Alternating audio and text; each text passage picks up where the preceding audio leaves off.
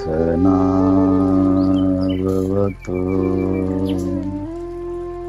सहनौ भुनक्तु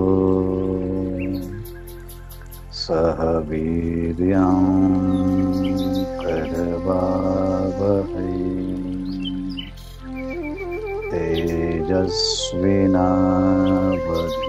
तेजस्विनावधीतमस्तु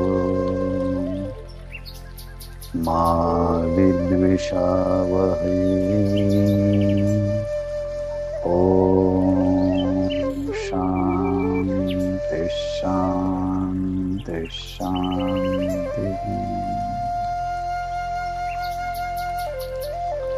रामकृष्ण हरी। श्री भगवानुवाच अनाश्रितः कर्मफलम् कार्यं कर्म करोति यः स संन्यासी च योगी च न निरग्निर्न चाक्रियः।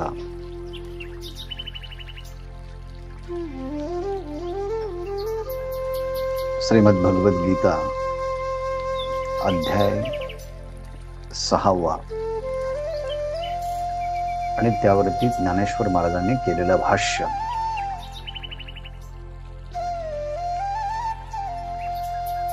याचा विचार आज आपण प्रारंभ करत आहोत। 6व्या अध्यायाची भूमिका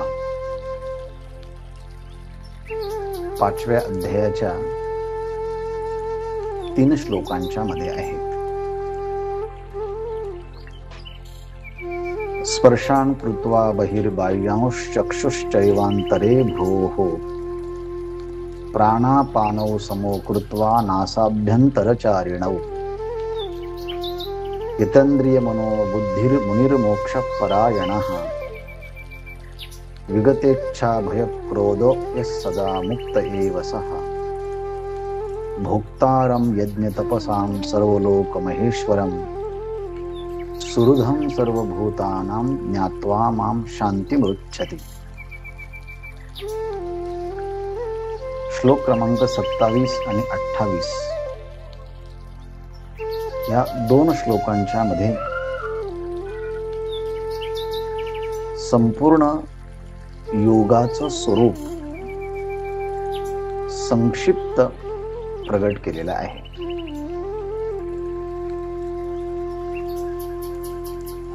पण एवढ्या या 2 श्लोकांच्या आणि शेवटी भोक्तारम यज्ञ तपसा या 3 श्लोकामध्ये भगवंताने संपूर्ण योगाचं स्वरूप प्रगट केलं आणि ते इतकं संक्षिप्त केलं की योगाची परिभाषा ज्ञात नसलेल्या त्या संबंधाने अधिक जिज्ञासा निर्माण होईल की नेमकं हे काय आहे।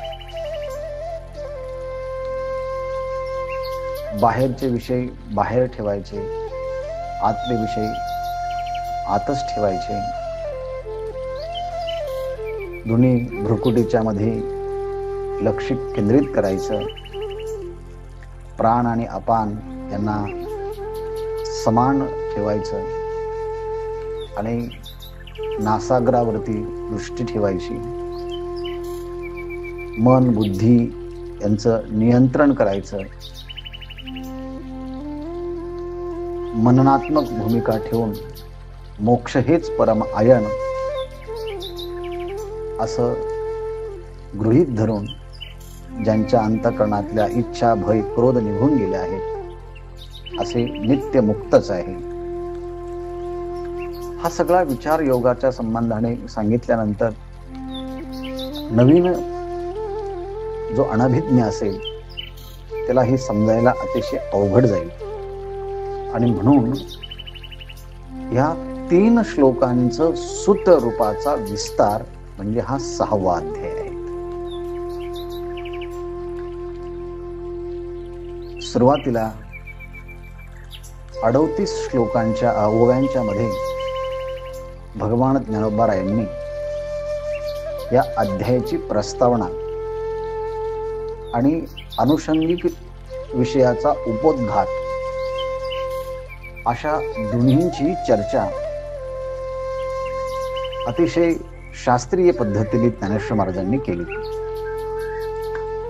आणि भगवान श्रीकृष्ण आपला विचार मांडण्याच्या अगोदर भगवंत म्हणजे काय याची व्याख्या सुद्धा ज्ञानेश्वर महाराजांनी सांगितली.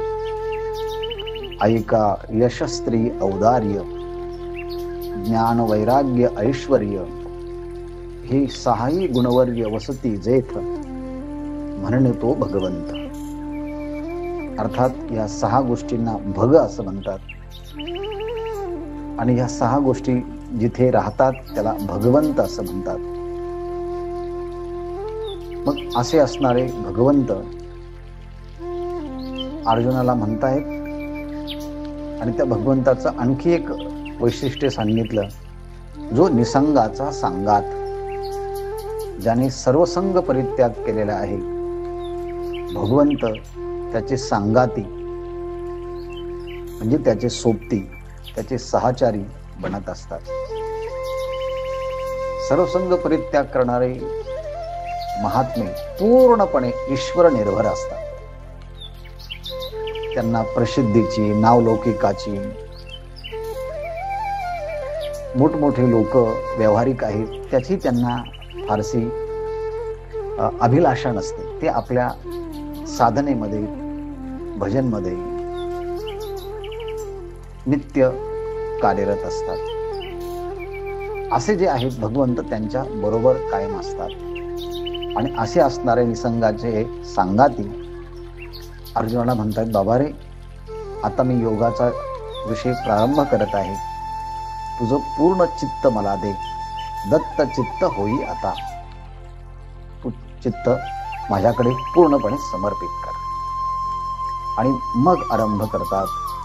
आणि काल जाता जाता हे पण सांगितलं, भगवंताच्या ठिकाणी 6 हे गुण आहेत म्हणून तो भगवंत. पण भगवंत हे 6 गुण आपल्याजवळ ठेवत नाही. जो कोणी काया वाचा मनाने भगवंताला समर्पित होतो त्या त्या भक्ताच्या व्यक्तिमत्वानुसार भगवंत ते गुण त्याला बहाल करतात. हनुमंतरायाला यश दिलं, विभीषणाला लक्ष्मी दिली, कर्णाला औदार्य दिलं, चतुरानन ब्रह्मदेवाला ज्ञानाचा उपदेश हंसरूपाने केला, अर्जुनाला ऐश्वर्य भगवंताने दिलं आणि शुकाचार्यांना वैराग्य दिलं. असा निळोबारायांनी संकेत आपल्या अभंग गाथेला करण्याच्या अगोदर दिला. भगवंत तू सगळं काही देऊ शकतोस, मग मी आता अभंग करत आहे तर काव्यस्फूर्ती तुम्ही मला द्यावी अशी विनंती करण्यासाठी सगळा इतिहास निळोबारायांनी देवासमोर ठेवला. यशे थोरविला मारुती, विभीषण केला लंकापती, औदार्य देऊनी कर्णाहाती, कीर्ती दिगंती फिरविली, ज्ञाने उपदेशिला चतुरानन, ऐश्वर्य वाढविला अर्जुन, वैराग्य शुकाते बोधून, ब्रह्मा सनातन पावविला.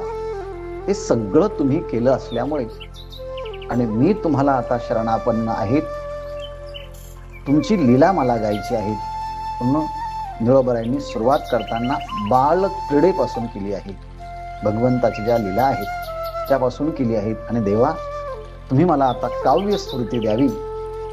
मी आता तुझ्या नामचिंतनाला, कीर्तीला मी आता प्रारंभ करत आहे. असा हा प्रासंगिक संकेत निळोबारायांच्या अभंगाच्या गाथेचा देत देत मग आपण श्री भगवान परमात्म्याची ओळख झाल्यानंतर ते काय बोललेले आहे त्याला प्रारंभ करत आहोत. श्री भगवान वाच, अनाश्रित कर्मफलम कार्यं कर्म करोति यः स संन्यासी च योगी च न निरग्निर्न चाक्रियः. हा पहिला श्लोक. या पहिल्या श्लोकाच्या मध्ये अनेक असे शास्त्रीय संदर्भ याला लागलेले आहेत. यथामथेत अवकाश, काहींचा विचार आज करून मग काही विचार उद्या आपण पाहूया. हे सगळं सुरू होण्याच्या अगोदर पहिला विचार असा आहे, भगवंतांनी अर्जुनाला तात्विक उपदेश करण्याला आरंभ हा 2 अध्यायाच्या 11व्या श्लोकापासून केलेला आहे. आणि तिथे उपदेश करताना भगवंताने एक सूत्र सांगितलं, अर्जुना, मी तुला 2 प्रकारच्या बुद्धीचा विचार सांगणार आहे. एक सांख्य बुद्धी आणि एक योग बुद्धी.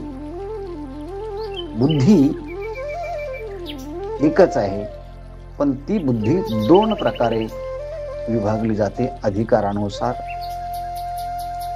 सांख्य बुद्धी म्हणजे ज्या बुद्धीच्या द्वारे सांख्य म्हणजे ज्ञानाचा विचार केला जातो, असं ज्ञानाचा सिद्धांत, ज्ञानाचं विज्ञान तुला मी सांगणार आहे. एक ज्ञानविषयक बुद्धी. आणि ते ज्ञान अतिशय उच्च असल्यामुळे त्या ज्ञानाला एक उपोद्बलक, साह्यभूत असणारी दुसरी बुद्धी सांगणार आहे, ती योग बुद्धी. इथे योग बुद्धीचा अर्थ आहे निष्काम कर्मयोगाची बुद्धी.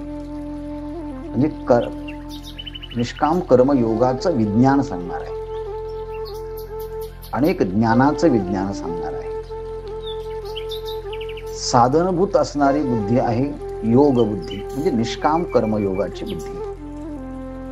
आणि निष्काम कर्मयोग ही साधन बनून सांख्य बुद्धी म्हणजे ज्ञान बुद्धी हे साध्य बनणार आहे.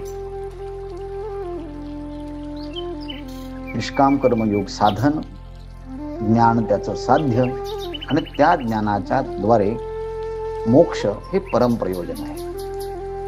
मोक्ष प्राप्त करून घेण्यासाठी ज्ञान लागतं आणि ज्ञान येण्यासाठी, परिपक्व होण्यासाठी निष्काम कर्मयोग लागतो. हा शास्त्रीय सिद्धांत मुख्य सूत्र रूपाने ज्ञानेश्वर महाराजांनी आणि भगवंतांनी अर्जुनाच्या निमित्तानं आपल्या समोर ठेवला. आणि ह्या 2 बुद्धीचाच विस्तार संपूर्ण गीतेमध्ये आहे. मग त्याच्या अनुषंगिक असणाऱ्या विषयांचा विस्तार वेगवेगळ्या अध्यायामध्ये वेगवेगळ्या रूपानं आलेला आहे. एषा ते भीता सांख्ये बुद्धिर्योगे त्विमां शृणु बुद्ध्या युक्तो यया पार्थ कर्मबंधम प्रहास्यसि. असं 2 अध्यायाच्या मध्ये 39व्या श्लोकामध्ये ह्या विचाराला सुरुवात केली आहे. आणि मग त्या सांख्य बुद्धीचाच विचार 2 अध्यायामध्ये स्थितप्रज्ञाच्या रूपाने सांगितला. आणि तोच विचार सांख्य योग बुद्धीचा विचारही 2 अध्यायापासूनच सुरुवात केला. कर्मण्येवाधिकारस्ते मा फलेषु कदाचन. अर्थात ह्या दोन्ही बुद्धीचा, सांख्य बुद्धी आणि योग बुद्धी, निष्काम कर्मयोगाची बुद्धी आणि ज्ञानाची बुद्धी, दोन्हीचाही विचार वेगवेगळ्या अंगाने सुरुवात केली आणि त्याचा विस्तार करत 18व्या अध्यायापर्यंत गेलेला आहे. पण मुख्य धागा निष्काम कर्मयोग आणि ज्ञान. ज्ञान हे मोक्षाचं अंतरंग साधन आणि ज्ञानाला साधन आहे निष्काम कर्मयोग. ह्या 2 संकल्पना समोर ठेवल्या तर आपल्याला संपूर्ण श्रीमद भगवद्गीतेचा विस्तार समजून घेता येतो आणि आपल्याला वैयक्तिक जीवन जगतानाही त्याचा उपयोग करता येतो. हे सगळा जरी आपण बोलत असलो, सांगत असलो, पण शेवटी या सगळ्यांचा विचार आपल्या जीवनाशी आहे. मग भगवंतांनी हा सगळा विचार सांगत सांगत सांगत त्या निष्काम कर्मयोगाची परिणिती शेवटी ध्यानात होऊन आणि ते ध्यान पुढे ज्ञानाला उपयोगी पडणार आहे. आणि म्हणून जेव्हा ध्यान योगाचा विचार प्रारंभ झाला तेव्हा अर्जुनाला असं वाटलं असेल की ज्ञान हे श्रेष्ठ आहे, म्हणून आता आपण या कर्मापेक्षा डायरेक्ट ज्ञानाकडे जाऊया. परंतु कर्माचा त्याग करून कोणी ज्ञानाकडे जाऊ शकत नाही, कारण निष्काम कर्मयोग ही साधन आहे आणि साध्य हे ज्ञान आहे. आणि म्हणून ह्या क्रमाक्रमाने मनुष्याच्या साधना, आंतरिक विकास या साधना करत असतात. आणि म्हणून अर्जुनाच्या मनामध्ये पुन्हा असं वाटायला नको कर्म काही महत्वाचं नाही, आपण डायरेक्ट ध्यान योगाचा अभ्यास करूया आणि मग आपण ज्ञानाकडे जाऊया, संन्यास घेऊया, सर्व कर्मफल संन्यास घेऊन ज्ञान प्राप्त करूया. हे कर्म जे आहे ते अवर आहे, ते निकृष्ट आहे असं कदाचित वाटेल. आणि म्हणून ती वाटू नये ह्याकरता पहिल्यांदाच निष्काम कर्माची प्रशंसा या 2 श्लोकाच्या मध्ये प्रारंभाला 6व्या अध्यायामध्ये केलेली आहे. निष्काम कर्मयोगाची प्रशंसा आणि त्याला गौण अर्थाने तोच योगी आहे आणि तोच संन्यासी आहे असं नामाभिधान भगवंतांनी त्या कर्मयोगाच्या साठी जी प्रशंसा केली त्या प्रशंसेमध्ये म्हटलं आहे सहयोगी संन्यासीच योगीच, तोच योगी आहे आणि तोच संन्यासी आहे. कोण? जो निष्काम कर्मयोगी आहे तो. कारण निष्काम कर्मयोगाचं अनुष्ठान जर केलं तर त्याचीच परिणिती पुढे योगामध्ये आणि संन्यास त्याच्यामध्ये होत असते, असं भगवंताचं या ठिकाणचं सूतवाच्य आहे. पण याचा संदर्भ जेव्हा संन्यास आणि योग शब्दाशी केला गेला तेव्हा संन्यास अवस्था ही तर एक चतुर्थ आश्रमाची व्यवस्था आपल्याकडे आहे. ब्रह्मचर्य, वानप्रस्थ, ग्रहस्थ आणि संन्यास. चतुर्थ आश्रमी हा संन्यास मानला जातो आणि तो सर्वश्रेष्ठ आणि आदर्शही मानला जातो. मग संन्यास घेताना आणि योगाचा अभ्यास करताना काय असावं लागतं त्याची पार्श्वभूमी म्हणून सांगतो. संन्यास घेण्यासाठी पहिल्यांदा आतून वैराग्य यावं लागतं. यदरेह व्रजेत तदरेह परिव्रजेत. ज्या क्षणी वैराग्य आतून उत्पन्न होईल त्याच क्षणी त्या साधकाने जीवाने संन्यास घ्यावा. आणि संन्यास घेतला की त्याच्या अंतःकरणाची बैठक एवढी तयार झालेली असते की त्याने या सगळ्या जगाचं निरीक्षण केल्यानंतर या सगळ्या भोग ऐश्वर्याच्या मध्ये, संसाराच्या मध्ये एक प्रकारचं ताप दुःख आहे, संस्कार दुःख आहे, परिणाम दुःख आहे, गुणवृत्ती विरोध दुःख आहे. आणि सर्वम दुःखम एव विवेकिना, पतंजली महर्षींनी म्हटलं आहे. योगी या सगळ्या कर्माच्या मध्ये तो दुःखच पाहत असतो आणि त्यामुळे त्यांनी या सगळ्या कर्माचा त्याग करायचं ठरवलेलं असतं. अंतःकरणात विवेक आणि वैराग्य असल्यामुळे तो ह्या कर्माच्या स्वरूपाची साधना त्याने मागच्या जन्मात कदाचित केलेली असते, म्हणून तो पुन्हा या निष्काम कर्माच्या मध्ये न अडकता तो एकदमच उपनिषदांचं, ब्रह्मज्ञानाचं, वेदांताचं श्रवण करण्याकरता प्रवृत्त होतोय. आणि मग तो श्रीगुरूंच्याकडे जेव्हा जातो तेव्हा श्रीगुरू सगळ्या जगाच्या समोर जाहीर करतात आणि त्याला विरजा होमाच्या माध्यमातून संन्यास दीक्षा दिली जाते. पिंडदान तो स्वतःच करत असतो. जगाच्या दृष्टीने तो संपलेला असतो. त्याचं एक नवीन विश्व तयार होतं. त्याला नाव नवीन दिलं जातं. मागच्या ह्या सगळ्या जगाशी त्याचा कोणताही संबंध नसतो.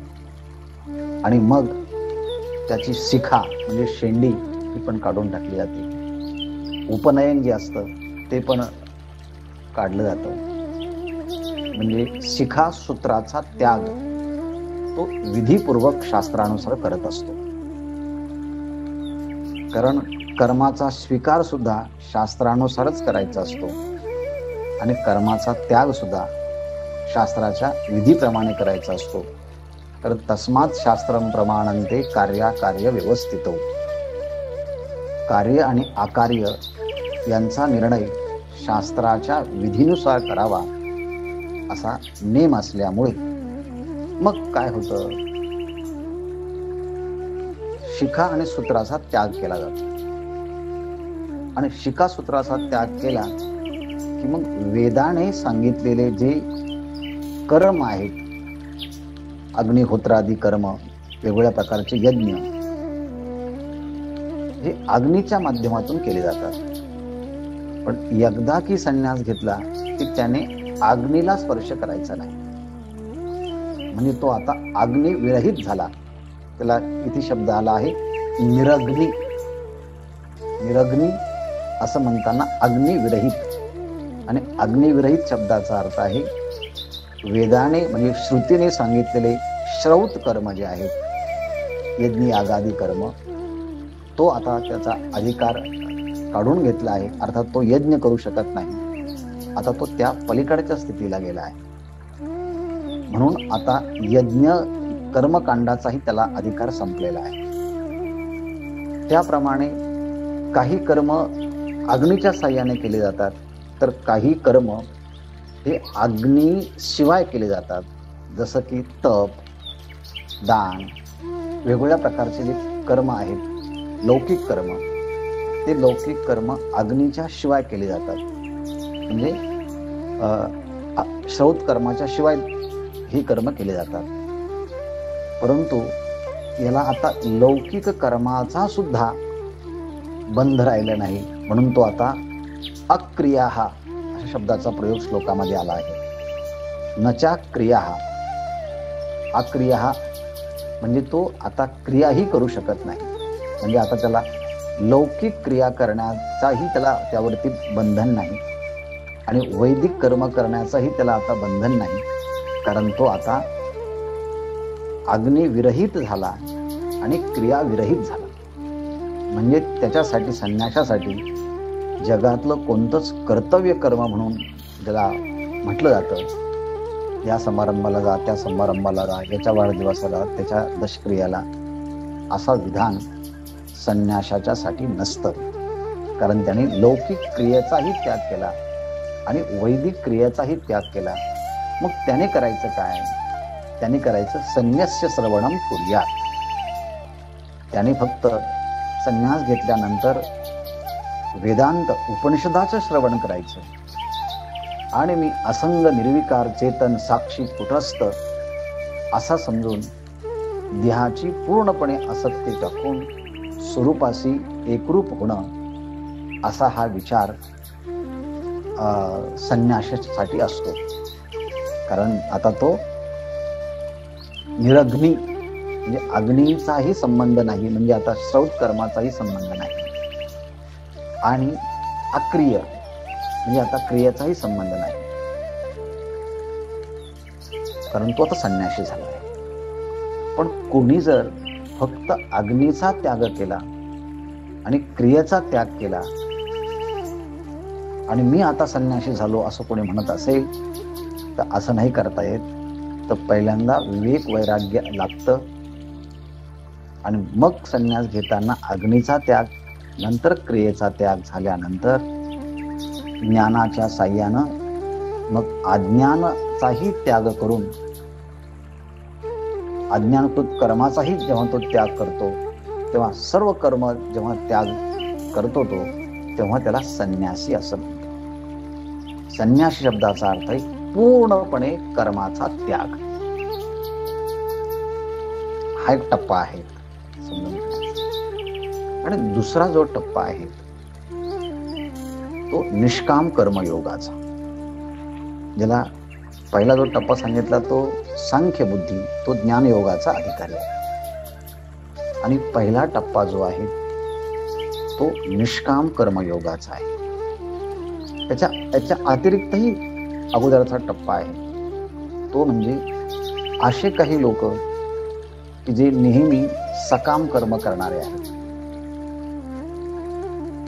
जे शास्त्राने सांगितलेले कर्म करतात परंतु अंतःकरणामध्ये सतत अभिलाषा ठेवतात. मी हे केलं मग मला काय भेटणार, मी ते केलं मग मला काय भेटणार, मला काहीतरी भेटावं किंवा मिळावं ह्या उद्देशानेच कर्माचा ते आश्रय करतात. त्याशिवाय कर्मामध्ये प्रवृत्तच होत नाही. कर्माचा आश्रय जेव्हा ते घेतात तेव्हा त्यांना फलाची अपेक्षा लागते. हा एक भाग आहे. आणि काहीतरी याच्याही पेक्षा निकृष्ट आहे, ते निषिद्धच कर्म करतात. दुसरा जो आहे तो सकाम कर्म करतो. पण आता गीतेमध्ये विचार करताना ह्या निषिद्ध कर्माचा करणाऱ्याचा तर विचार केलाच नाही, पण सकाम कर्म करणाऱ्याचाही विचार केला नाही. तर मग आता कोणाचा विचार केला आहे, तर निष्काम कर्म करणाऱ्याचा विचार केला आहे. मग निष्काम कर्म जेव्हा कर्म करणारा जेव्हा कर्म करतो तेव्हा त्याचं स्वरूप काय असतं, त्यात सांगतात अनाश्रिताः, म्हणजे तो आश्रय घेत नाही, आश्रय करत नाही. कर्म तर करतो, कार्यम करोति, कर्म करोति, तो कर्म करतो. पण कर्म करताना काय करतो आहे, अनाश्रितः कर्म करोति, तो कर्म करतो परंतु तो कर्माचा आश्रय घेत नाही. कर्माचा आश्रय म्हणजे कर्म म्हटलं की त्याचे दोन आश्रय, मी कर्म करणारा आणि मी जे काही कर्म करतो त्या कर्माचं फल मला भेटायला पाहिजे अशी अपेक्षा सकाम कर्म करणाऱ्यांची असते. आणि याची संख्या जगामध्ये खूप आहे. मी नोकरीला जाणार कारण त्या कर्माचं फळ मला भेटलं पाहिजे म्हणून ते कर्माचा आश्रय घेतात. पण इथे मात्र इतका उच्च कोटीचा अधिकारी निष्काम कर्मयोगी सांगितला, तो कर्म करतोय. आणि कसं कर्म करतोय, कार्यम कर्म करोति. कार्यम कर्म म्हणजे त्याच्या स्वतःच्या वाट्याला वर्ण आश्रम धर्मानुसार जे जे काही कर्म आलेले आहेत ते सगळंची सगळं कर्म तो करतो वर्णाश्रम धर्मानुसार. शास्त्राने सांगितलं त्याप्रमाणे तो सगळं कर्म करतो. पण कर्म करून सुद्धा कर्मफलाची अपेक्षा करत नाही. म्हणून कर्मफलम अनाश्रितः, कर्मफलाचा आश्रय घेत नाही. मग कर्मफलाचा आश्रय जर घेत नाही मग तो कर्म करत नसेल, तसं नाही म्हटले. कार्यम कर्म करोति, स्वतःच्या वाट्याला वर्णाश्रम धर्माप्रमाणे वेदाने सांगितलेले कर्म तो सगळे करतोच आणि कर्मफलाचा तो आश्रय घेत नाही. असा हा निष्काम कर्मयोगी आहे. कोणी व्यावहारिक मटेरियलिस्टिक मनुष्य म्हणेल, ज्याला शास्त्राचे संस्कार नाही, तो म्हणेल मग हा वेडा असावा. तर कर्मफलाचा तर आश्रय घेत नाही आणि आपल्याला वाट्याला आलेले कर्म तर सगळे प्रामाणिकपणाने करतो. अनाश्रितः कर्मफलम, कर्मफलम अनाश्रितः, कर्माचा फलाचा आश्रय तर घेत नाही. पण कार्यम कर्म करोति, कर्तव्य कर्म तर करतो आहे. त्याचं कसं चालणार, व्यवहार कसा चालणार? भगवंताने त्याच्याकरता आधीच एक वाक्य सांगून ते टाकलं आहे, योगक्षेमं वहाम्यहम्. जो असा काया वाचा समर्पण भावनेने माझी भक्ती पूजा भक्त होऊन जो अनन्याश्चिंतयन्तो माम ते जना पर्युपासते तेषां नित्याभियुक्तानां योगक्षेमं वहाम्यहम्. भगवंताने सांगितलं आहे, अशा भक्ताला जी गोष्ट प्राप्त नाही ती मी प्राप्त करून देतो, आणि जी गोष्ट प्राप्त झाली तिचं संरक्षणही मी करतो. त्याला योगक्षेमं वहाम्यहम्. त्याच्या योगक्षमाची काळजी मी घेतो. म्हणून निष्काम कर्मयोगी स्वतःला परमात्म्याचा सेवक समजतो, किंकर समजतो, दास समजतो, आणि माझ्या वाट्याला आलेले कर्म हे ईश्वराने मला दिलेले आहे. आणि जे जयाचे विहित ते ईश्वराचे मनोगत. ज्याला जे कर्म कर्तव्य कर्म म्हणून वाट्याला आलेले आहेत, भगवंताने ती जबाबदारी तो एक रिस्पॉन्सिबल म्हणून, एक इलिजिबल म्हणून त्याच्यावरती भगवंताने सोपवलेली आहे. आणि तोही असा समजतो की मी भगवंताचा दास आहे, भगवंताने हे कर्तव्य कर्म मला सोपवलं आहे, आणि मला हे कर्म सोपवल्यामुळे हे ईश्वराचं मनोगत मी पूर्ण करतोय, मी वेदाचं मनोगत पूर्ण करतोय, भगवंताचं मनोगत पूर्ण करत आहे. अशी त्याची भूमिका असल्यामुळे त्याला निष्काम कर्म करताना क्लेश होत नाहीत का? होतात. कष्ट होत नाहीत का? होतात. कर्म म्हटलं की त्यामध्ये दोष आहेतच. निष्काम कर्म दोषविरहित कर्म असू शकत नाही. पण जरी क्लेश झाले तरी त्या कर्माचा तो पश्चाताप न करता, आवाज येतो, पश्चाताप न करता मी वेदाप्रमाणे आणि भगवंताच्या मनोगताप्रमाणे कर्म केलं म्हणून त्याला जास्त आनंद होतो. स्वतःला दुःख झालं, क्लेश झाले, निष्काम कर्म करताना पश्चाताप झाला, लोकांचा अपवाद सहन करावा लागला, या एका गोष्टी बाजूला होतातच. पण मी देवाचं मनोगत पूर्ण केलं, मी वेदाचं मनोगत पूर्ण केलं, त्यामुळे मी वेदाप्रमाणे वागलो, शास्त्राप्रमाणे वागलो, माझं कर्तव्य मी अगदी बिनचूक पद्धतीने पूर्ण केलं आहे, याचा त्याला अधिक आनंद होतो. कर्म करताना झालेल्या क्लेशापेक्षाही हा आनंद त्याला अधिक होतो. याचं कारण त्याचं शास्त्रावरती असणारी निष्ठा, पराकुटीची श्रद्धा, की नाही मी वेदाप्रमाणे कर्म करतोय, शास्त्राप्रमाणे करतो आहे, देवाप्रमाणे मनोगत मी पूर्ण करतो, देवाचं मनोगत मी पूर्ण करत आहे. त्यामुळे योगक्षम करण्याची जबाबदारी त्याची आहे ना. आता फक्त मी मात्र माझं वाट्याला आलेले कर्म इतकं बिनचूक करेल की त्यामध्ये कोणताच दोष राहणार नाही. कार्यम कर्म करोति, इतकं निगुतीने कर्म करेल की त्यामध्ये थोडा सुद्धा दोष राहणार नाही. पण कर्मफलाची मात्र अपेक्षा करणार नाही. आणि म्हणून स्वतःला तो ईश्वराचा दास समजतो, किंकर समजतो, आलेलं कर्म हे परमात्म्याने दिलेलं समजतो. आणि म्हणून कर्मफलाचा, कर्म करण्याचा अधिकार आहे मला, कर्मफलाचा अधिकार मला नाही, ईश्वर त्या कर्माचं फल देणारा आहे. आणि म्हणून मी झालेलं कर्म ईश्वर प्रित्यर्थ करील आणि झालेलं कर्म ईश्वराला समर्पण करील. कर्म करताना मी कर्तृत्वाचा अहंकारही धारण करणार नाही, कर्मफलाची अपेक्षाही करणार नाही. झालेलं कर्म परमात्म्याला मी समर्पण पण करणार आहे. आणि ईश्वर माझ्या कर्माचं जे काही फळ तो देईल ते कर्म मी प्रसाद म्हणून आनंदाने स्वीकारणार पण आहे.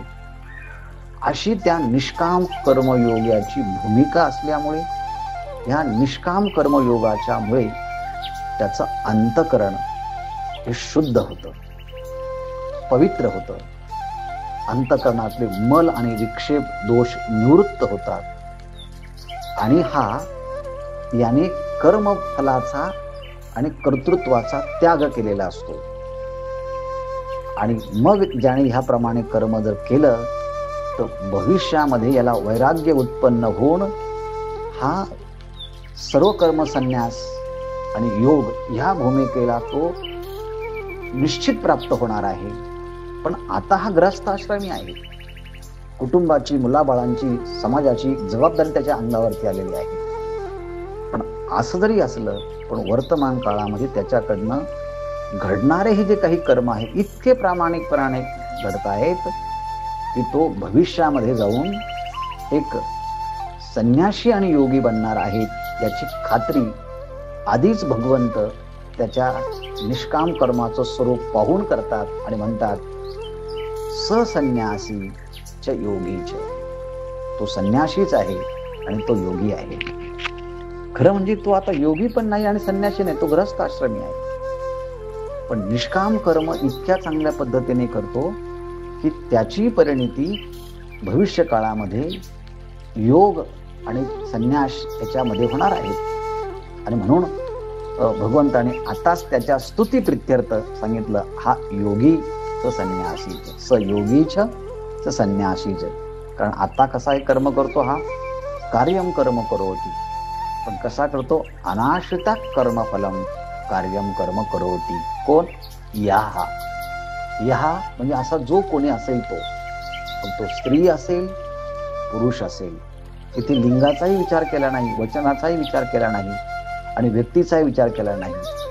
असं सर्वनाम शब्द वापरला. यहा असा, वन हू सो एव्हर, असा जो कोणी असेल तो, स्त्री पुरुष, देशी विदेशी, लहान मोठा, ग्रस्त वानप्रस्थ, कोणी का असेना, पण ह्या पद्धतीने कर्म जर केलं, ह्या नियमात जर बसला तर भगवंताने सांगितलं सह संन्यासी सहयोगी. तो संन्यासी आहे, तो योगी आहे, कारण त्याने अनाश्रिता कर्मफलम कार्यम कर्म करोतिया. मी यावरती विचार इथपर्यंत आल्यानंतर सहजच एक आपल्याला आक्षेप येईल का हो, संन्यास म्हणजे काय? तर सर्व कर्मफल त्याग. संन्यास म्हणजे सर्व कर्मफल त्याग. आणि कर्मयोग म्हणजे काय?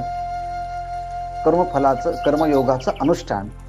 मग कर्मयोगाचं अनुष्ठान म्हणजे कर्मामध्ये प्रवृत्ती, आणि संन्यास म्हणजे सर्व कर्मफल त्याग म्हणजे कर्मातून निवृत्ती. कर्मातून ज्याची निवृत्ती होते, सर्व कर्मफलाचा जो संन्यास त्याग करतो त्याला तुम्ही संन्यासी म्हणतात. आणि कर्माचं जो अनुष्ठान करतो तो निष्काम कर्मयोगी आहे. एकाची प्रवृत्ती आहे आणि एकाची निवृत्ती आहे. असं दोन भिन्न दिसताना तुम्ही त्या योग्यालाच संन्यासी, निष्काम कर्मयोगालाच संन्यासी आणि योगी म्हटलं, असं विरुद्ध दिसत नाही का? कारण एक प्रवृत्ती मार्ग, एक निवृत्ती मार्ग आहे. असं विरुद्ध असताना दिसेल ना? तर असं जरी वाटलं तरी त्यांच्यामध्ये काही समान गोष्टी आहेत. ती म्हणजे त्याग. हा निष्काम कर्माचा करत असल्यामुळे कर्मफलाचा त्याग करतो, आणि संन्यासी हा अज्ञानाचा, अहंकाराचा त्याग करतो. आणि त्याग करणं ही गोष्ट दोन्हीकडे समान आहे. आणि दोन्हीकडे समान असल्यामुळे आता जर यांनी कर्मफलाचा त्याग केला तर भविष्यात जाऊन हा सर्व कर्मफलाचा सुद्धा, सर्व कर्म संन्यास घेण्याचा सुद्धा तो अधिकारी बनणार आहे. ह्या अर्थाने तो भविष्यात तिथे पोहोचणारच असल्यामुळे आताच भगवंताने सांगितलं सहयोगी आणि सहत्यागी. अच्छा, मग व्यवहारामध्ये असं कधी घडताना दिसतंय का बरं? दिसतंय ना. आपला एकुलता एक मुलगा, हुशार, बुद्धिमान, चांगले मार्क्स मिळाले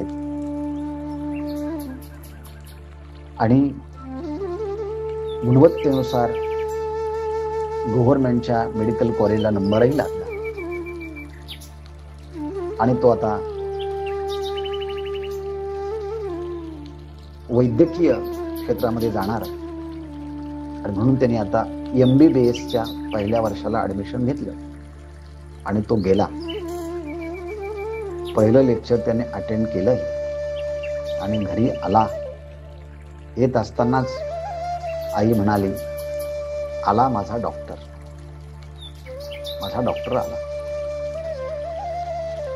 खरं म्हणजे त्यांनी आता MBBSच्या पहिल्या वर्षाच्या पहिल्या दिवसाचा पहिलाच तास त्याने केला,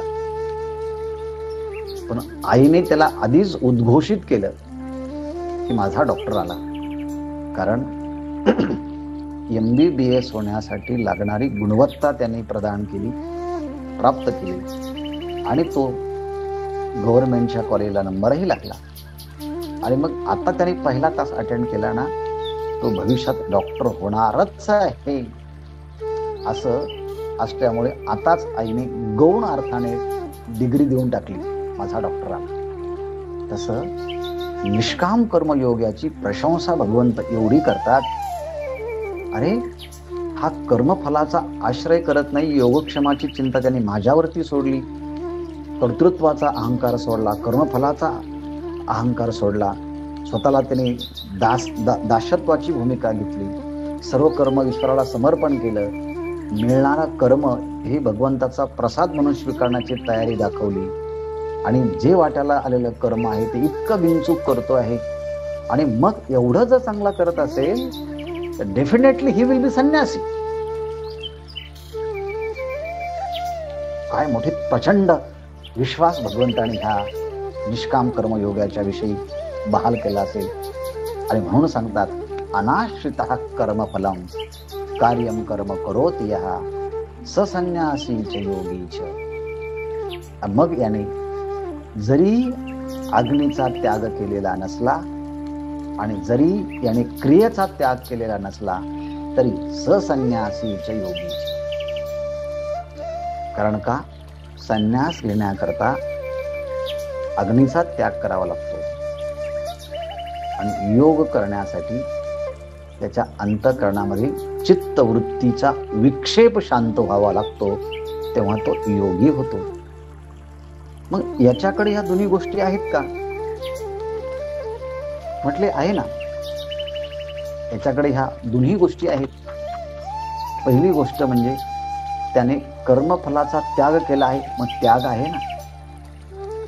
आणि त्याबरोबर मला ह्या कर्मफलाची अपेक्षा लागली तर एक प्रकारचं चित्त विक्षेपित होतं. पण आता याने कर्मफलाचा त्याग केल्यामुळे आता त्या कर्माच्या फलाच्या विषयी तृष्णाही संपली. म्हणजे आता याची अंतःकरणाची वृत्ती जी विक्षेप होता तो विक्षेप पण निघून गेला. ह्या अर्थानं याच्याकडे त्यागाचंही लक्षण आहे, संन्यासाचंही लक्षण आहे आणि योगाचंही लक्षण आहे. कारण याची अंतःकरण वृत्ती विक्षिप्त होत नाही कर्मफल मिळालं नाही म्हणून. आणि यांनी कर्म करतानाच कर्मफलाचा त्याग केला म्हणून त्याग संन्यासाच्या मध्ये असतो, हा याच्यामध्ये आहे. आणि अंतःकरणाची वृत्ती विक्षेप रहित होणं हे योगाचं लक्षण आहे. म्हणून हा कर्मफलाचा त्याग करताना त्या संबंधाने त्याची अंतःकरण वृत्ती विक्षिप्त होत नाही, म्हणून योगाचाही लक्षण याच्यामध्ये नाही, लक्षण याच्यामध्ये आहे. आणि म्हणून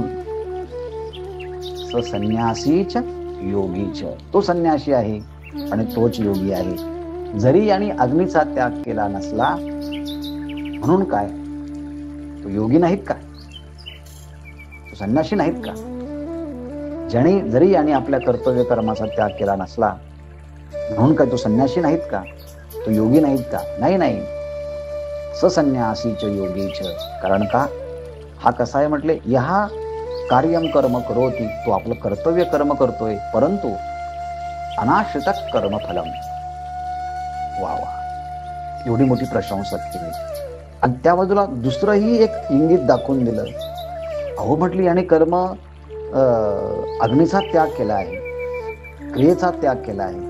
पण नुसता क्रियेचा त्याग आणि अग्नीचा त्याग केला, पण अंतःकरणामध्ये विवेक वैराग्य नसेल आणि संन्यास घेऊन जर उपनिषदाचं श्रवण करत नसेल, अहंकाराचा आणि अज्ञानाचा त्याग केला असेल, अशा संन्याशाला फक्त अग्नीचा त्याग केला म्हणून तो संन्यासी होऊ शकत नाही, आणि फक्त क्रियेचा त्याग केला म्हणून तो योगी बनू शकत नाही. तर अग्नीचा त्याग करत करत, अक्रियेचा त्याग करत करत त्यांनी अज्ञानाचाही त्याग केला पाहिजे. आणि पुढे क्रियेचा त्याग करून जमत नाही, सदा द्रष्टू स्वरूपी अवस्थानं असं पण व्हायला पाहिजे आहे. अशा ह्या 2-3 वेगवेगळ्या अंगाच्या संकल्पना एकत्रित येऊन या श्लोकाचा विचार हा वेगवेगळी पृष्ठभूमी प्राप्त ज्याला झालेली आहेत, अशा हा शास्त्रार्थाचा हा विषय आहे. आणखी याचे पैलू आहेत, पण पहिल्यांदा हा समजून घेतला की संन्यास काय असतो, योग काय असतो, निष्काम कर्म काय असतं, सकाम कर्म काय असतं, निषिद्ध कर्म काय असतं. आणि भगवंतानी हा सगळा विचार मुख्य 2 धाग्यामध्ये ओवलेला आहे. तो म्हणजे एक सांख्य बुद्धी आणि योग बुद्धी. आणि ह्या सांख्य बुद्धीला म्हणजे ज्ञान बुद्धीला अभ्यास योग, ध्यान योग हा जवळचा आहे.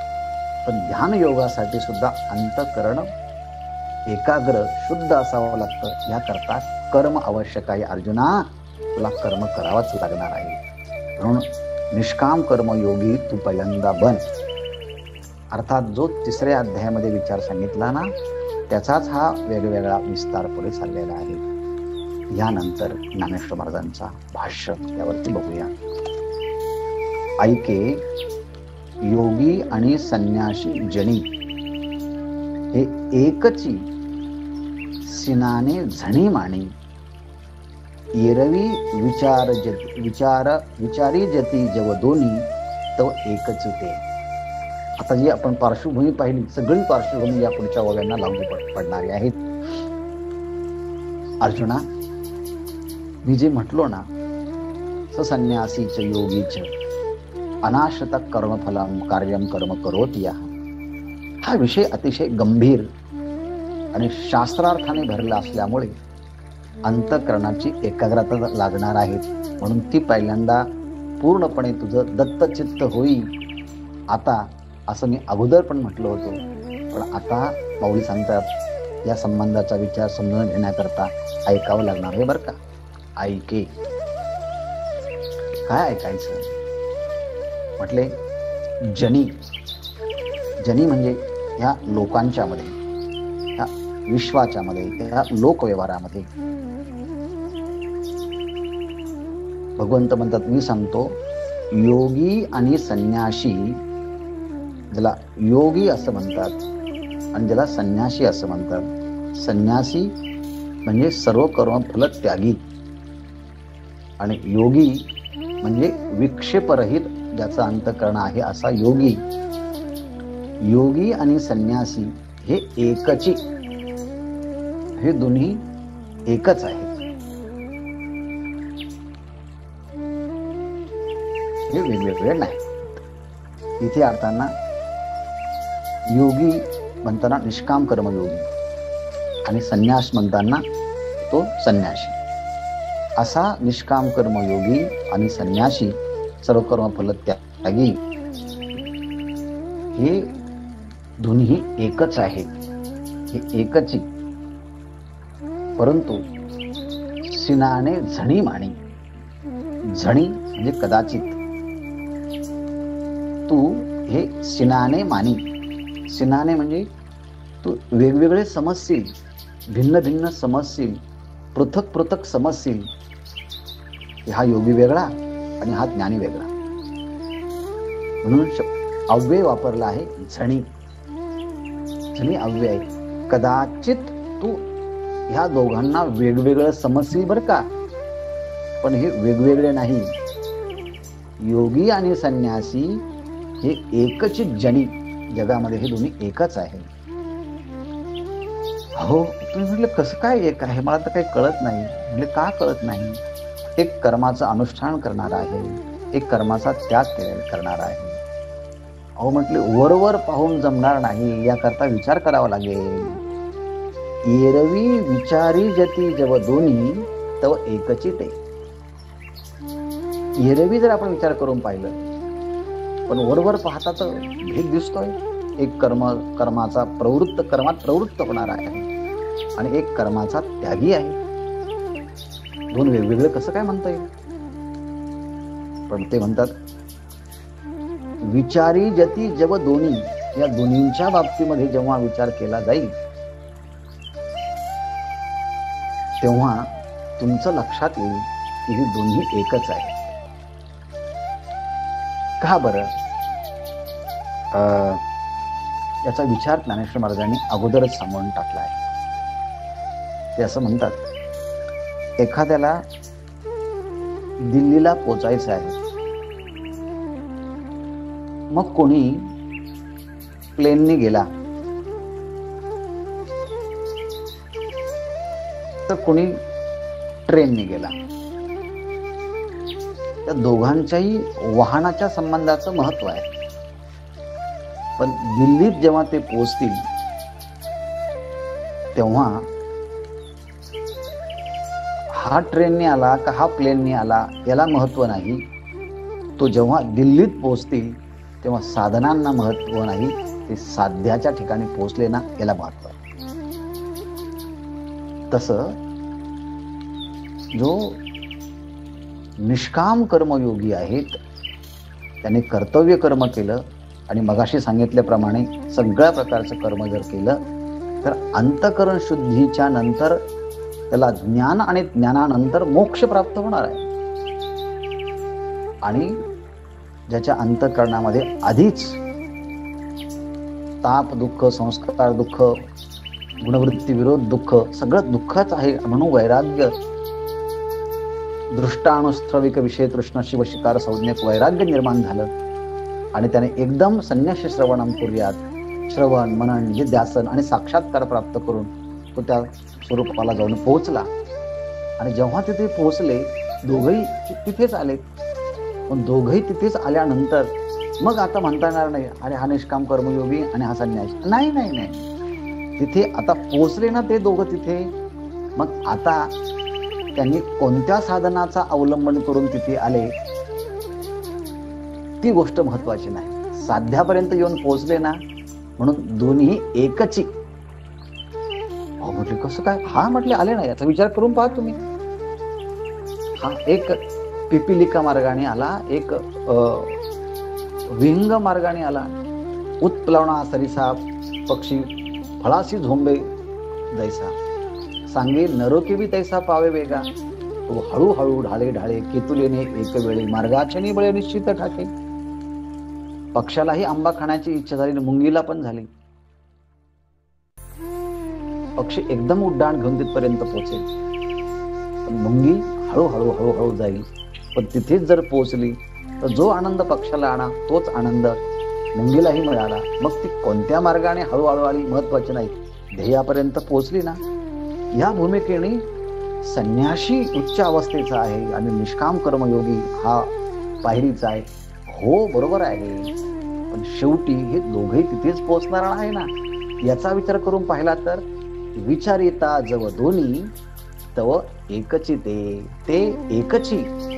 आणि म्हणून निष्काम कर्म ग्रहस्थी आहेत त्याला तिरस्कृत करायचं नाही. तुम्ही संन्यासी आहात, सर्व संघ परित्याग आहात, तुम्ही मोठे आहात. हो हो ठीक आहे, यांच्या अंतःकरणामध्ये विवेक वैराग्य आहेत आणि यांच्या अंतःकरणामध्ये अजून ते उत्पन्न होऊ पाहत आहेत.